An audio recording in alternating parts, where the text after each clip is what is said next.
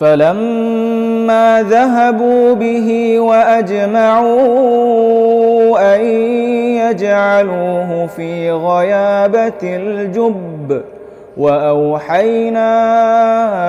إليه لتنبئنهم بأمرهم هذا وهم لا يشعرون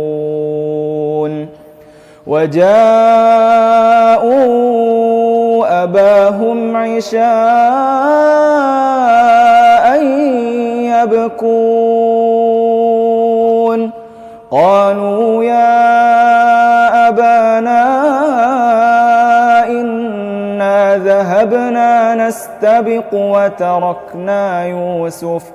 وتركنا يوسف عند متاعنا فأكله الذئب وما أنت بمؤمن